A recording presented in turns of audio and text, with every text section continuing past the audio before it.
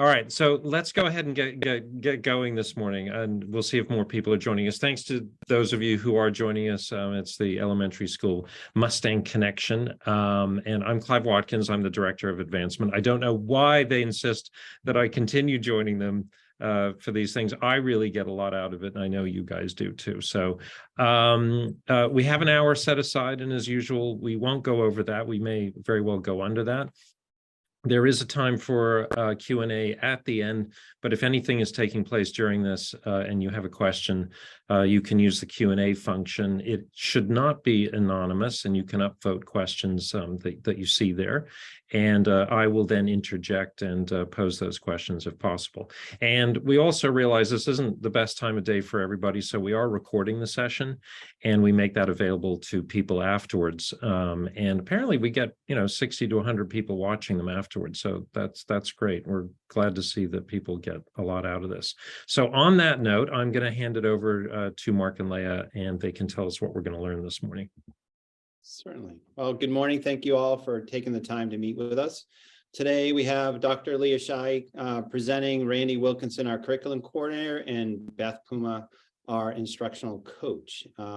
We felt there was a need to talk to parents a little bit this morning about messaging and the behaviors that are taking place at home and at school, and kind of learning about some strategies to support that at home. So I think we'll let Randy take it away at this point.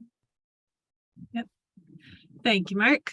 Yeah, so this actually is kind of a yearly occurrence right around this time of year, that students discover that they have messaging apps and that they can actually quite easily contact other people that they may or may not know.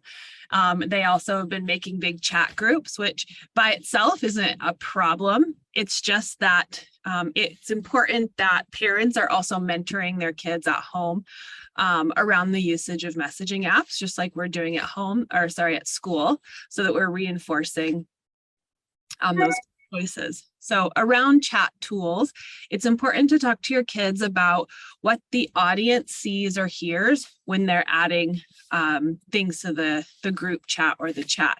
So a lot of times we'll get added into chat groups, and I'm not sure if that's a mistake or if they are just being friendly. So usually we'll stay in there just to kind of check in on what's happening. And so what we see is a lot of times the kids saying hi. So there's like 24 highs, and kids think that they're, just contributing to the conversation. But what happens on the other end that they're not considering is how many notification that creates for other kids, especially if the notifications have a sound or a ding to them. And that could be really distracting, especially if it's around dinner time or after bedtime. And we'll talk about that in the next slide. Something else that you want to talk to your kids about is to consider their own reputation. So this isn't, it's no longer sort of real life and online life. You represent you online, and then these kids see you at school. So it is still their reputation, and you can't hide behind a screen or messaging app. So consider what you want your peers to think about you. You want them to think of you as kind and considerate, having courage, having character. So if you see something, negative going on, you should stand up for that. You should always be kind in these. And perhaps, most importantly, you should always tell an adult if there is something going on that, kind of gives you that sort of tummy feeling. So trust your gut. Again, having your kids reflect, especially in the older years, of is this chat app or any app or any chat feature on a game, perhaps even getting in the way of sleep for you or the people that you're chatting with. Again, if you're going to chat someone, it's really hard for other kids to see that chat or hear that ding, maybe even if they're away from their device, and not go check it. So out of respect for others, we want to maintain these sort of chat times. I'll talk about it again in the next slide. But again, if the kid is feeling like tempted to use that app and chat with their friends, then we need to talk about that. And then we need to come up with a plan. Ideally, the kids make the plan because then they're more apt to follow it. of keeping your devices out of your bedroom. Kids should not be sleeping with their devices in their room because it's just too tempting. Same with that dinner time, when the time is to be having face-to-face conversation, we don't want to be distracted and kind of be rude with our device. And then, is our usage balanced? So in this way, I'm kind of thinking about, do you talk to these people at school, or are you using the chat feature to send a message to someone that you don't normally talk to? Are you kind of hiding behind the technology? So that's important for them to know. There is no hiding behind the technology. So make sure you have a relationship with these kids at school too, or else there is a weird dynamic that sets up, and it's not real, even though they might feel like they're hiding. Again, is it getting in the way of your homework? Is it getting in the way of your play? Is it getting in the way of your relationships at home? And be honest with that. And also reflect on your own usage with your kids. That's really powerful when they know that this is an issue that you'll have to work on your whole life, that balance of your online usage and your creating relationships in person. So again, the mentoring is really important, that you keep these conversations open and that you're asking them a lot of questions so that they start to reflect and think about their own usage and talk to you without the fear of being in trouble.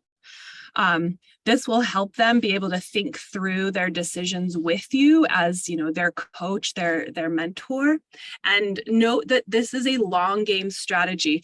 It might not immediately get the behavior that you want the next day, maybe grounding them from their device would.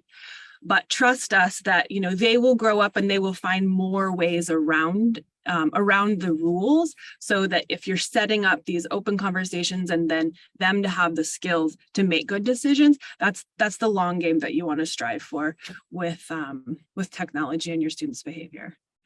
So the next slide, just to remind you that we actually ask for parents to help us out with these rules.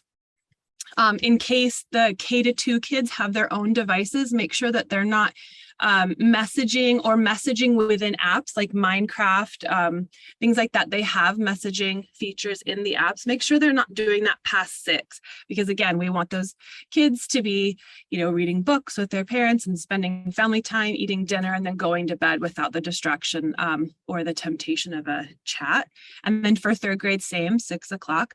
4th grade, a little bit longer, 7, and then grade 5, 8. And this is really important because I know that Mark was on a chat group recently, and one of the kids sent a message, I think at like 2 a.m. or something. So make sure those those devices are not in their bedrooms.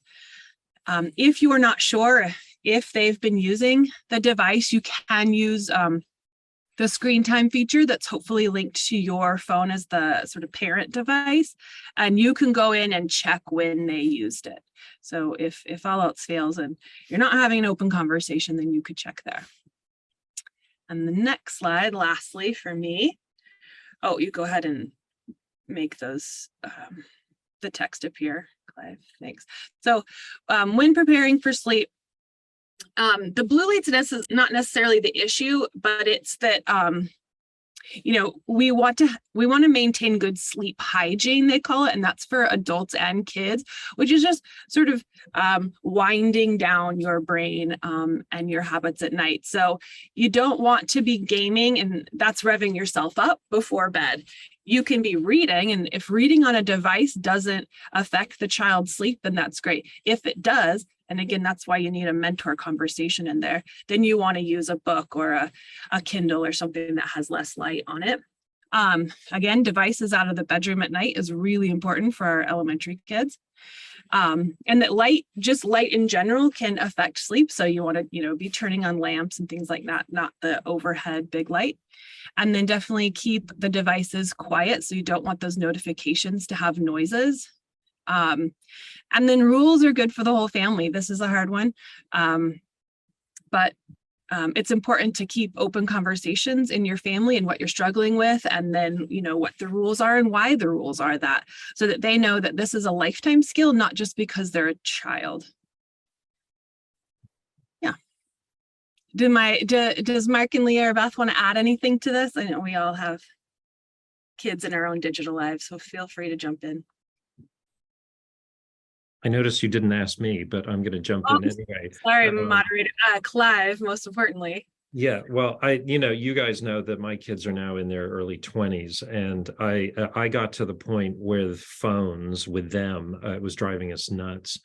I would try to say these things. That last one that you've got there, rules are good for the whole family. I could see that it was a do as I say and not as I do thing. And so I ended up, I'd have all these excuses like my phone is my alarm. And so I have to have my phone in my room at night because it's going to wake me up. I actually went old school and dug out some old alarm clock and had that next to the bed, just so I'd keep it out of there. And it was good for me because otherwise, you wake up at 3 a.m. and I'm going to check this. And well, yeah.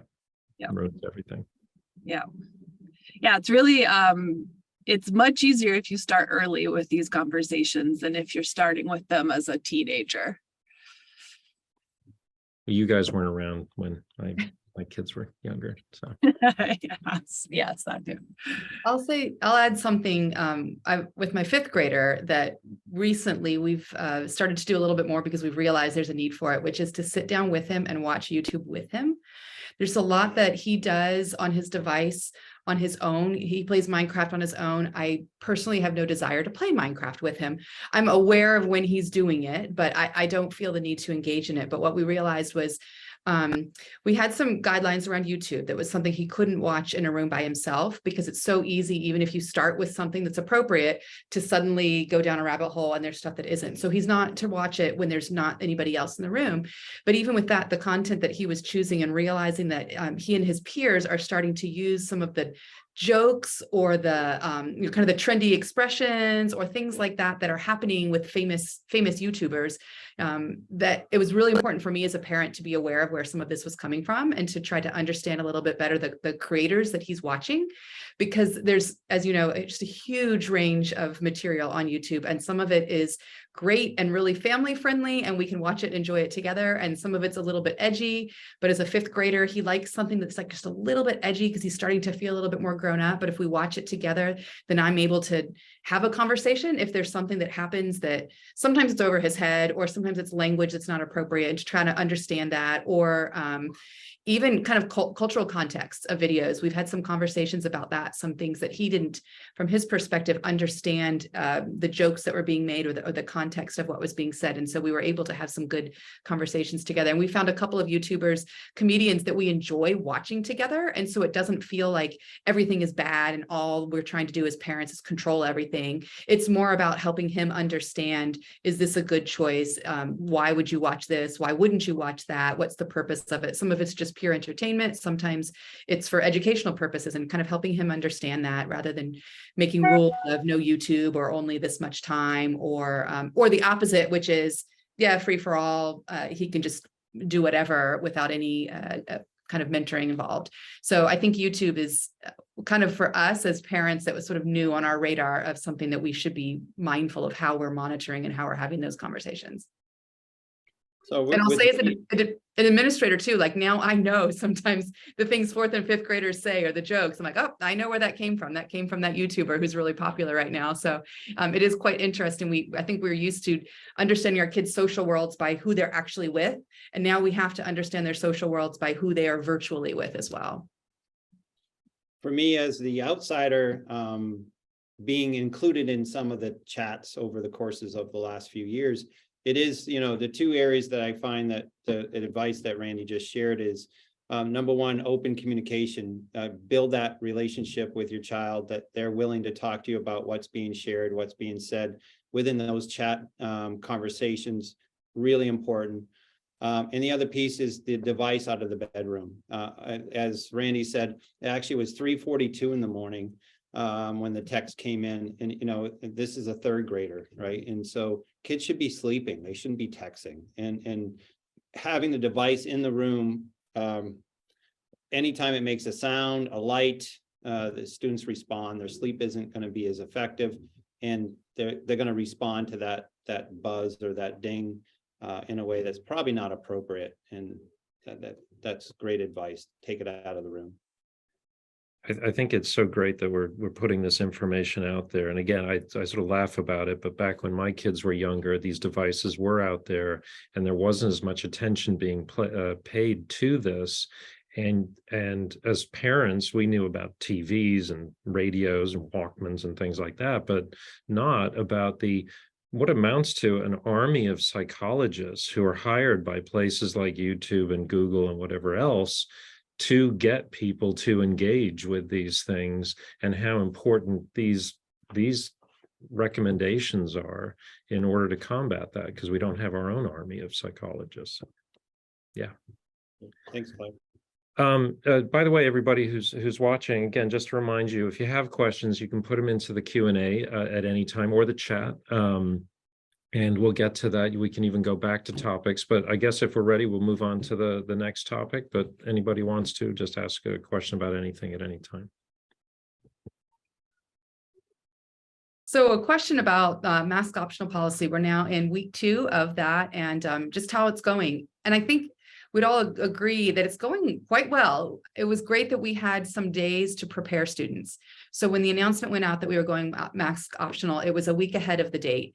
And that allowed all of our teachers to prepare their classes. There were conversations in every classroom about what that means, about different things that students and families might be feeling, about different reasons people might choose to wear a mask or not wear a mask, to really try to normalize the conversation about masks and normalize the decisions that people were making. So there was no absolute right or wrong, that there was no perception of or assumption of why people would be making the choice that they were making, and really trying to help all the communities see this as an inclusive place where we're going to be welcoming to everybody regardless of the decisions that they're making, and not making assumptions about their reasons why.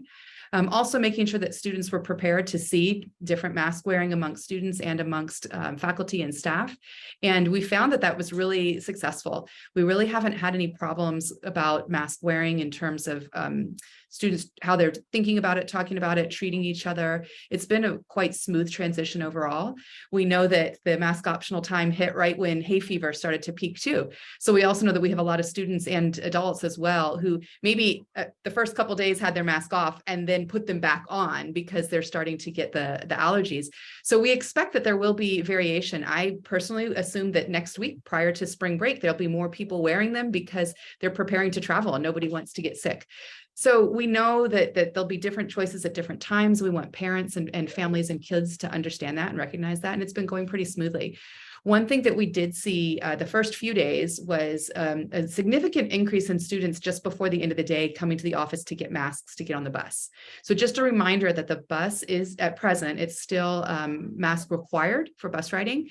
So the first few days, I think there were kids who were taking their masks off once they got to school and then couldn't find them by the end of the day. And that's really gone down. I think routines have been put into place and kids are remembering that for those who are choosing to take theirs off during the day after they arrive. But just a reminder that the masks are still required on the buses. All right, so what we try to do with these Mustang Connections is provide you an opportunity to ask questions beforehand. And so we didn't have a ton of questions this month. So we've kind of inserted a few things in here to kind of stimulate some conversations, hopefully raise some thought of where we're going. So this year, we really wanted to make a big shift with our old calling it, we used to call it student-led conference.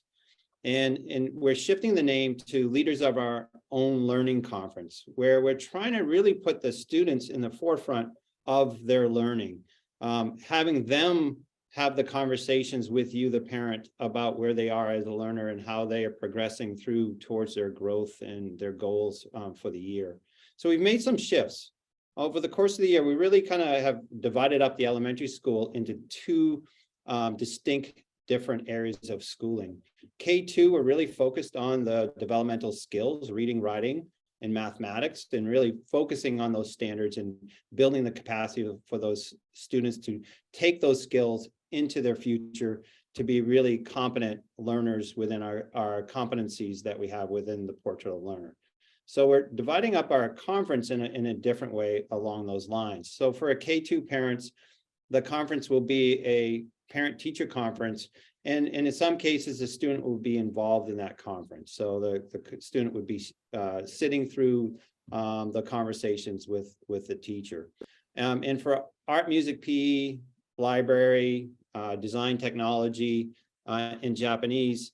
The conference is going to be student driven. And so the conversations will be around where they are as learners within those areas of our school instruction.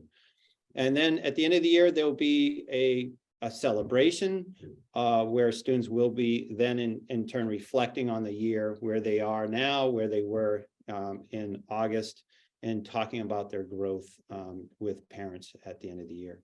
For students in grades 3-5, this is where the major shift is taking place.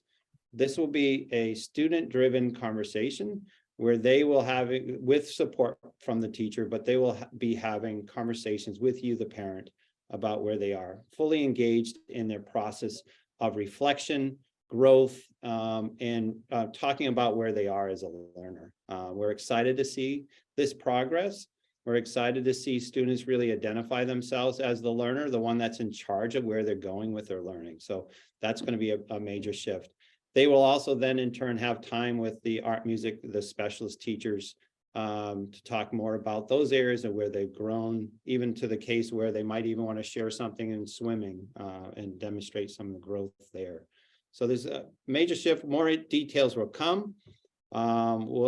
Each week we'll add a little bit more information to make sure that everyone understands where we're heading as a school.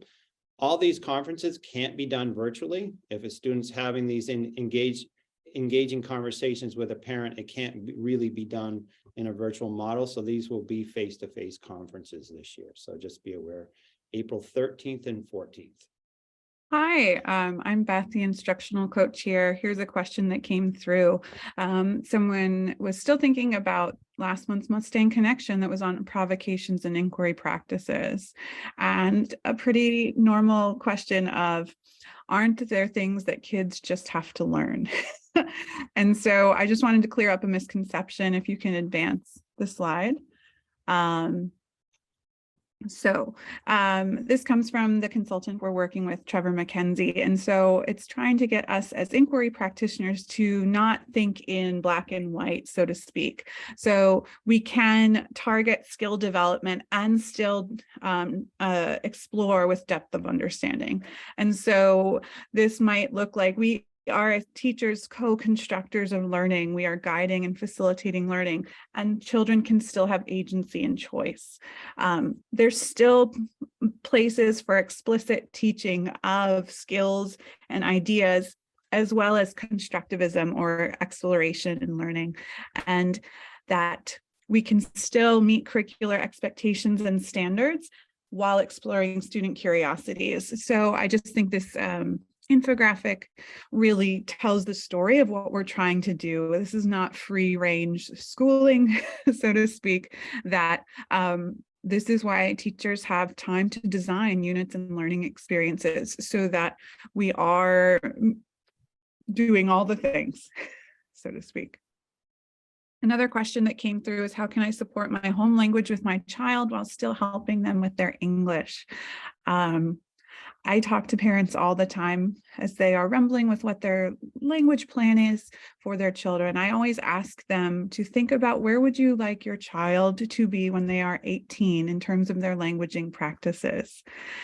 Obviously, they always say, I want them to be able to speak the language of our home, or the language of our culture, or the language of our ancestors, what have you. I want them to be able to talk to grandma. So that means that the responsibility for that home language really is at home. Even with our Japanese program, right? Like our Japanese program here, they see they're in that class for 45 minutes a day, right? So if we fast forward to what we want, the best way to support the home language development is build experiences and memories in your home language and culture. I cannot do that in Korean as an educator. I cannot do that in Hebrew or in Portuguese, right? Or Japanese, what have you. What I can promise to do is facilitate language acquisition in English, just like any of our teachers here at ASIJ. So that's where we need you. And so building those experiences and memories in your home language ties the cognitive work of language to the heart. right? And so reading, singing, playing games, telling stories in the language of your home, that is absolutely the way to do it. If they are surrounded and they're using the language, they're going to maintain it. This might even mean helping them do their English homework or their homework in math in your language, right? So that they're developing a rich vocabulary and a rich repertoire of language in their brain and making connections across language. So speak to your child in the language or languages of your home. It's really that simple. Do not feel pressured to speak English if that is not the language that you choose to communicate in at home. We've got that here at ASIJ. Because when they have a rich home language, they have a strong sense of self and identity. It's also easier to learn a new language, English or what have you, because they can connect these ideas within their brain and have a bigger repertoire of vocabulary in the long term to be able to communicate their ideas.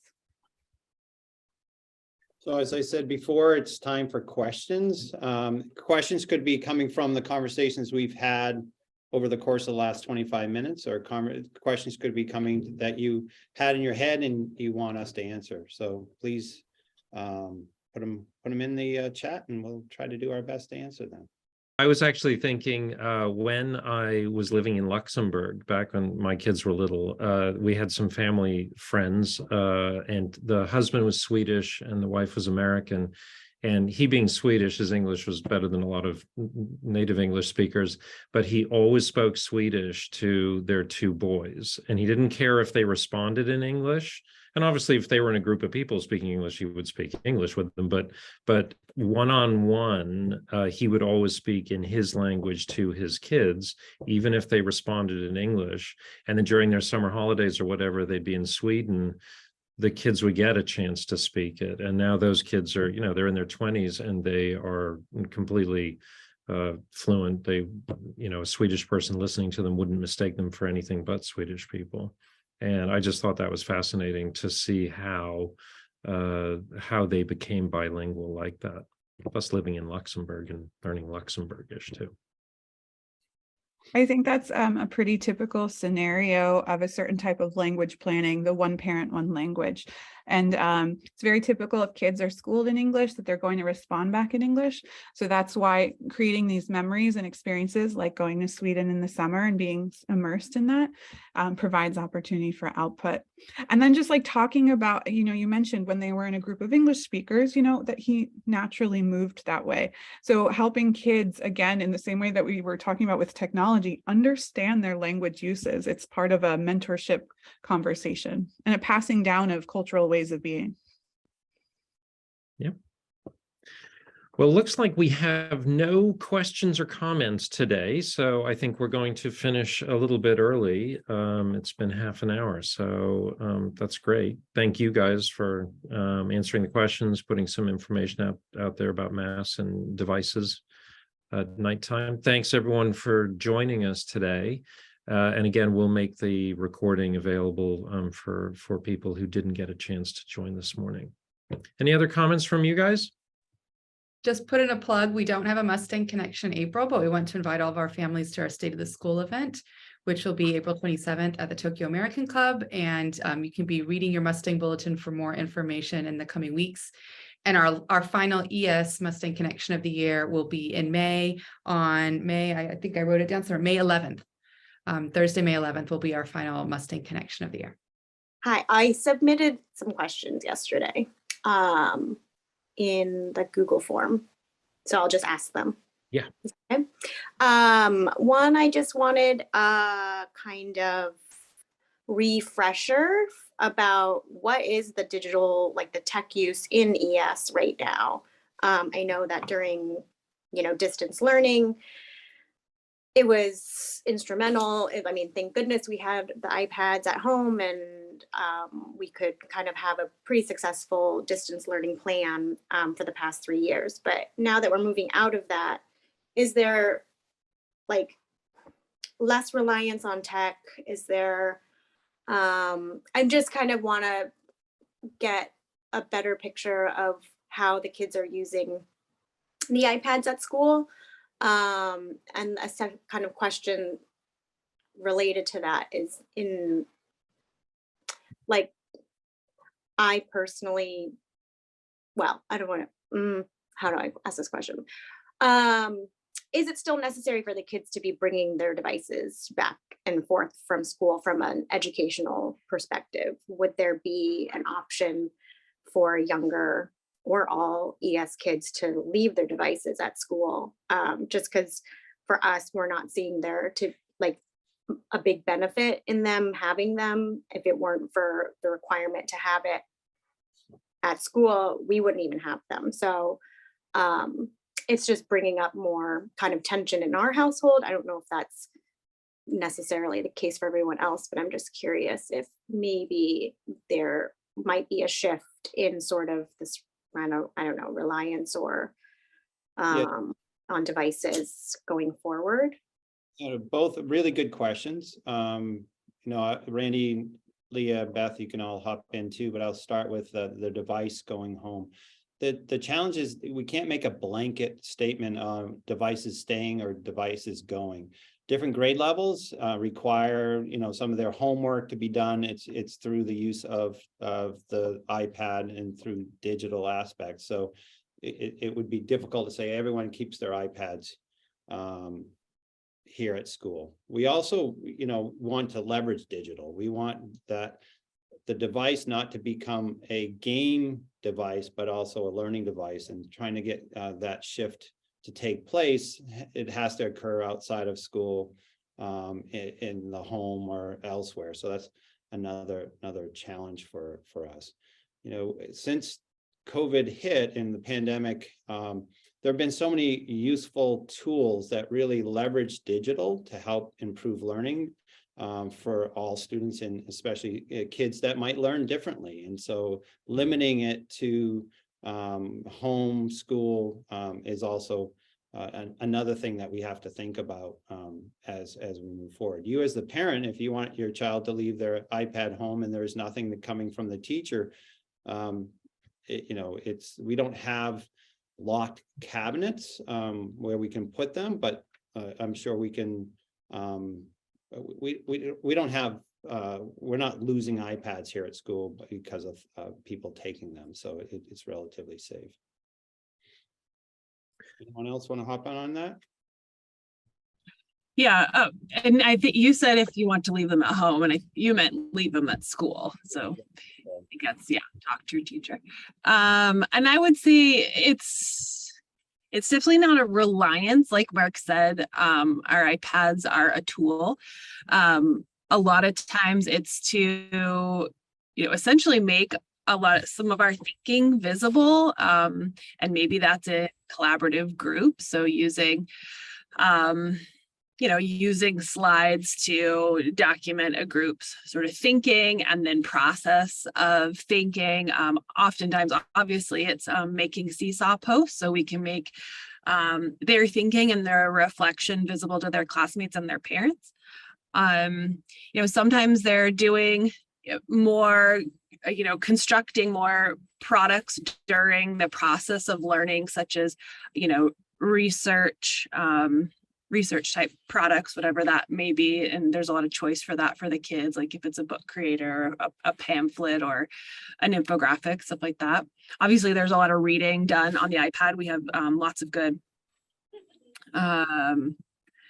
sort of research tools that have nonfiction text, fiction text. You have Epic, you have, help me out with the library names of those research, so that kids are Pebble Go.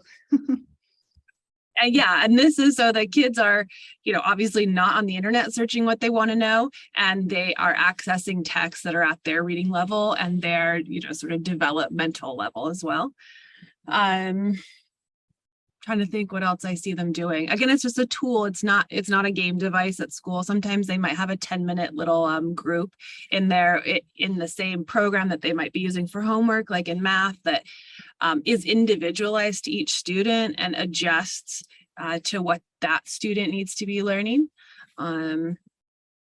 Anything else you guys can think about or think of that you've seen teachers using? I'm sorry, I go ahead. think it's an accessibility tool as well, right? Like some of the features, for instance, of Epic in the it's not just reading books, but if you can click on a word, it'll help define it for you. It might read it to you. It might bring you to another connected idea.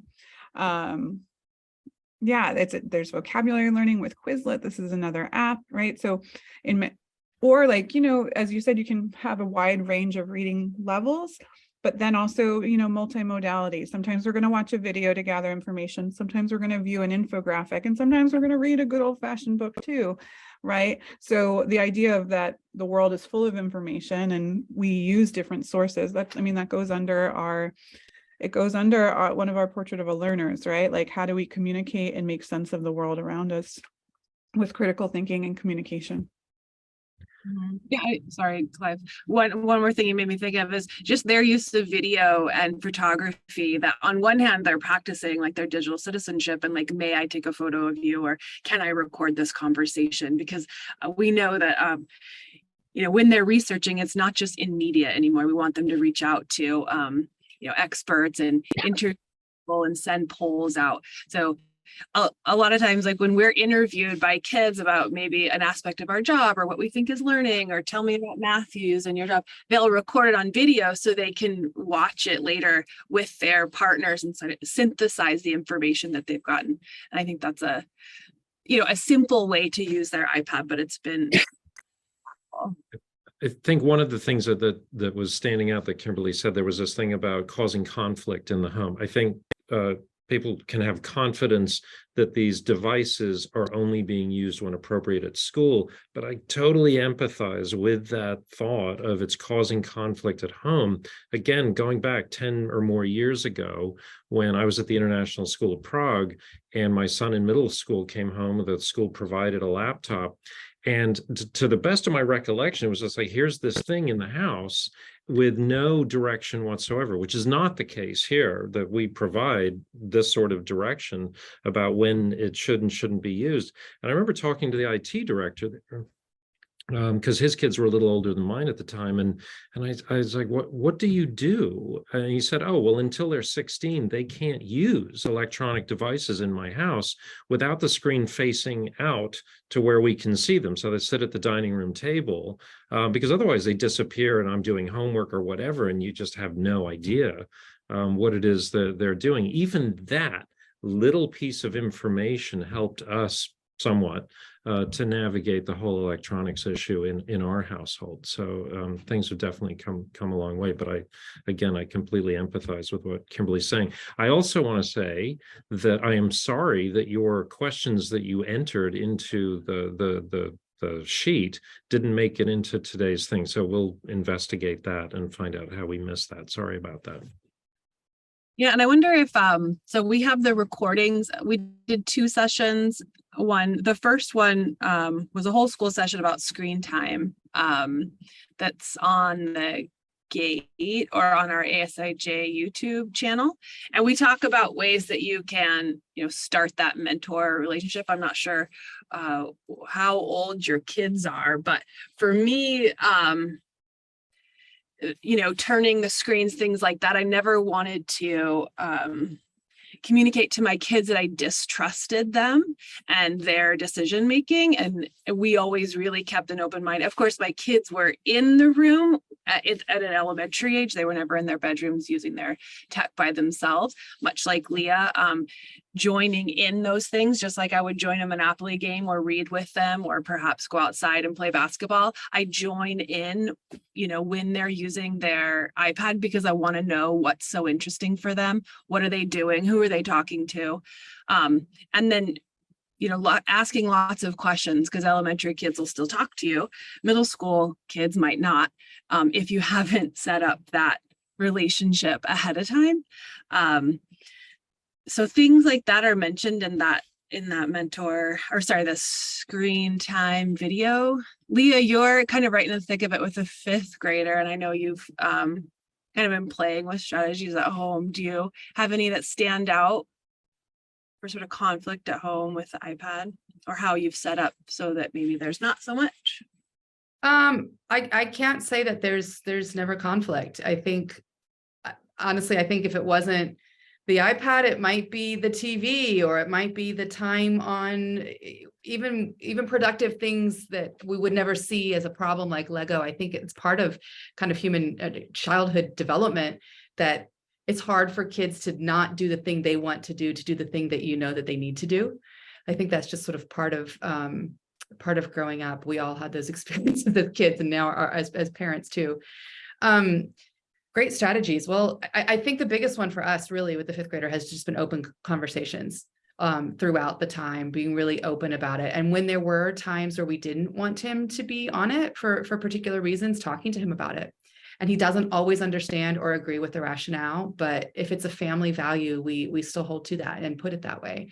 So my kindergarten daughter does not have a device. We do not want her to have a device until when she's in second grade. That's when they start having iPads for school. And at that point, we'll get her an iPad. But at second grade, there'll probably be more guidelines on that, because I know that it's so tempting for kids to passively engage in technology when we want them to be active. For my fifth grader, there's active engagement in how he's using it, because he's connecting with people. We live out here. He has friends that are downtown, or cousins that are in another continent. So it's an active way for him to engage with people socially that he's not with. But it wasn't like that when he first had it. So we've had to kind of make adjustments developmentally as our son's gotten older, and we're at a different place with our daughter too. We don't want her to have a device to play on. We want her to be doing things that are active, that are creative, that are using her hands, all those kinds of things, because we know that that's an important part of her brain development. It doesn't mean that the 11-year-old doesn't need that. It just means that we recognize that the social world changes as they get older. So I think it's important as parents to recognize that the guidelines that you have in place now don't have to be forever, and that they change. And even when my son was not at a point of wanting to hear our rationale, we, to some degree, would still tell him, because it's building that foundation of helping him think through the reasons when he would or wouldn't use something, and why as a family we value certain things over others. So things like, we don't want devices at the dinner table because we value communication as a family together.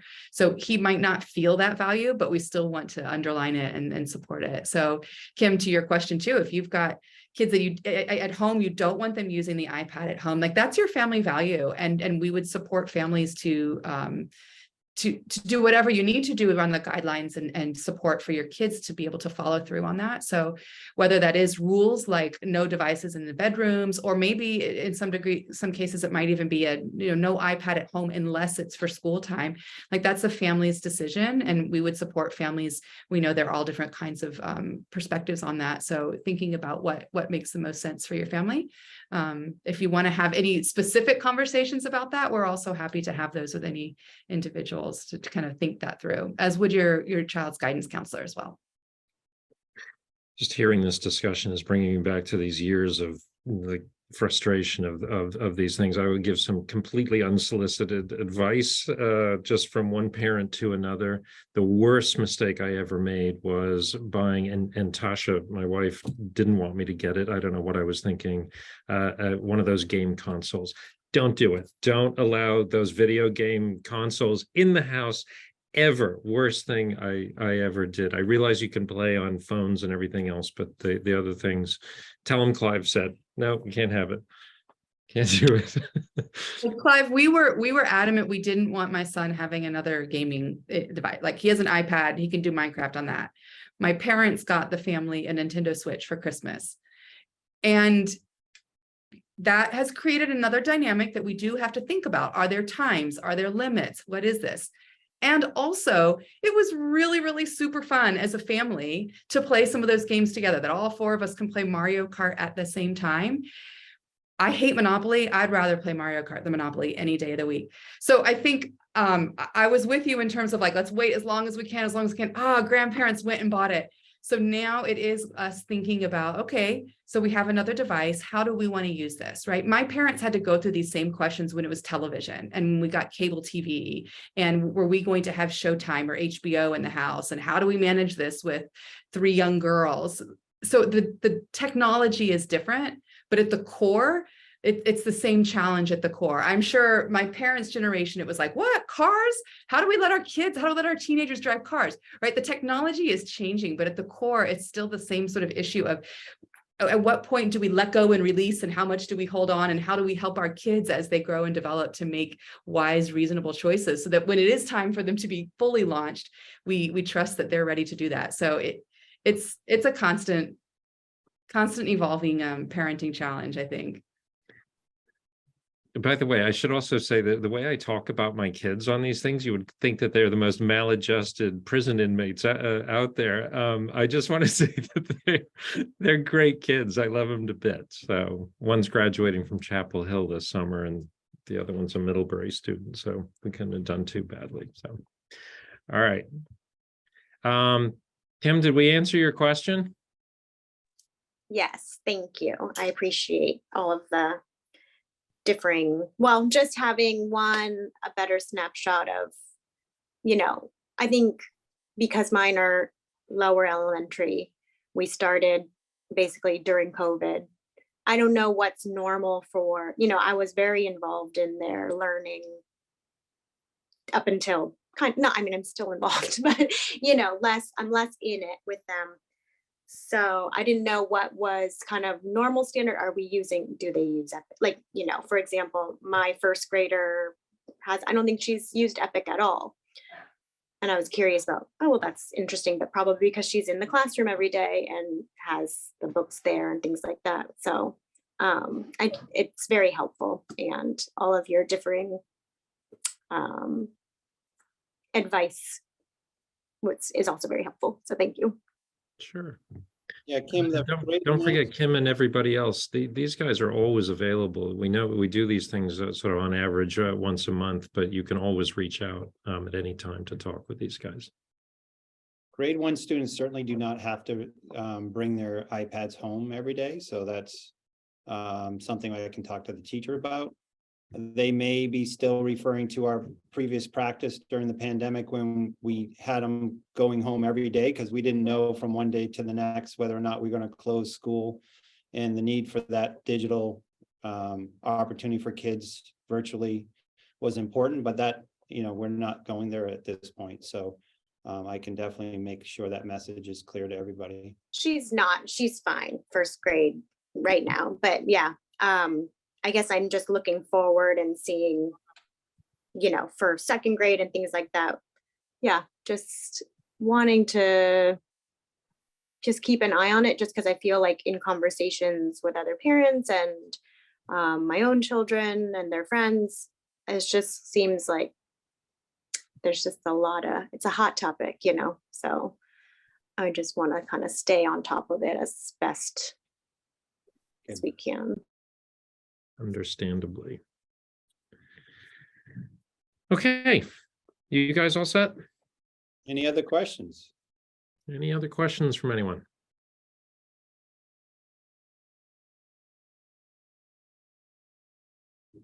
All right.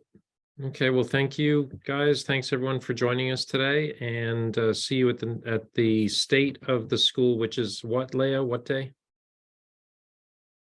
April 27th. It's a Thursday morning. April 27th. You'll all be getting more information. Okay. Thanks, everybody. Thank you. Yeah. Bye-bye.